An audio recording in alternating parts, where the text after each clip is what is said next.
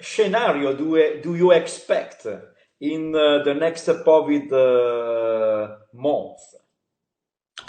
So as I was saying previously, that the automotive market in China is recovering, not just for the OEM, but also for the aftermarket. We actually did a survey in late April of 52 typical aftermarket factories covering about 19 product groups.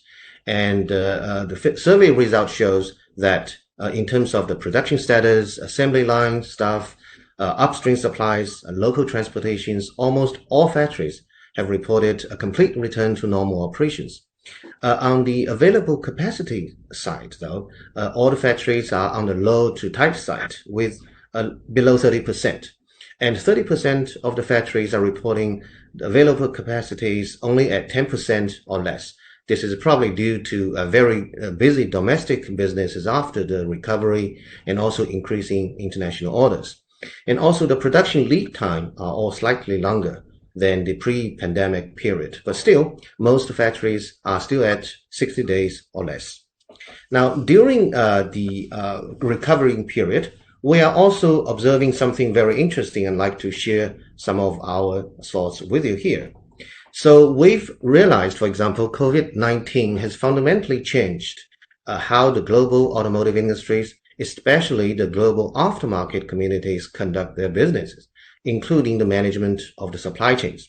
And we are also seeing wider adoptions of many new business practices, especially in cross-border supply chain management, which are made possible by the new and improved technologies such as cloud-based computing, improvement in communication networks and devices, and also very advanced live streaming applications.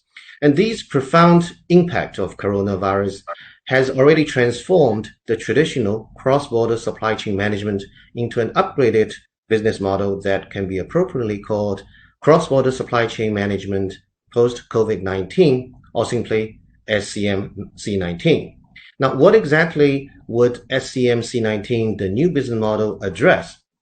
We think it actually addresses the very challenges to the international aftermarket communities who have been relying on supplies overseas. Because for quite some time, we can see that most international buyers are probably not able or not willing to travel overseas, for example, to China. So in that case, how do we identify and pre-qualify supplies? How do we inspect and audit factories?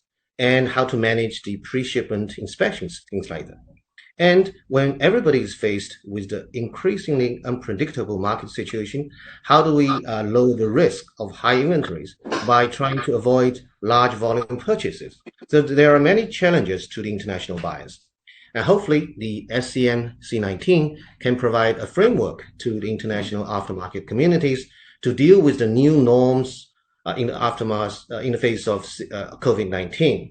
Now, with SCM C19, we think that business in Europe are still buying supplies from overseas in China, but the whole procurement process has been enhanced by both the technologies available and also various service parties on the ground, both in Europe and in China, so that even though people don't meet face-to-face, international buyers don't come to China personally, but cross-border purchases can still be conducted smoothly and safely across the ocean.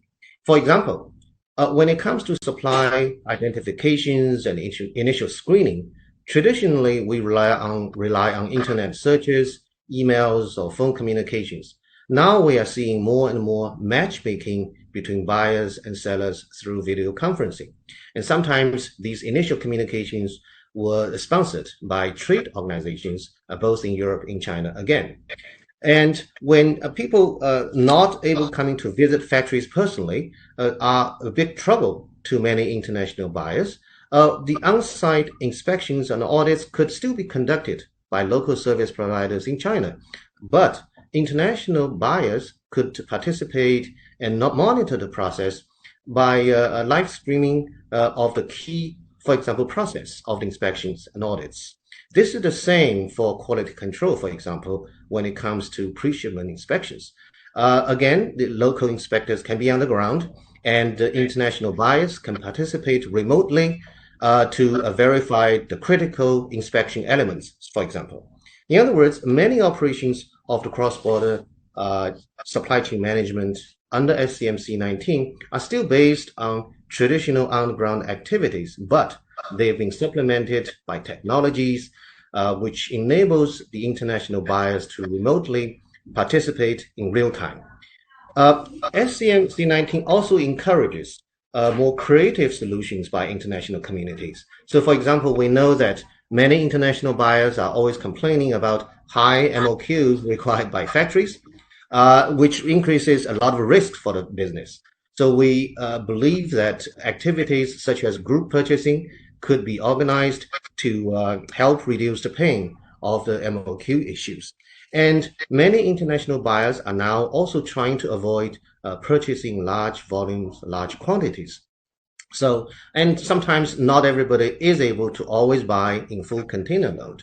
So we believe that you will see more activities in the LCL shipment consolidation activities, whereby multiple LCL orders from different buyers are consolidated for full shipment to Europe.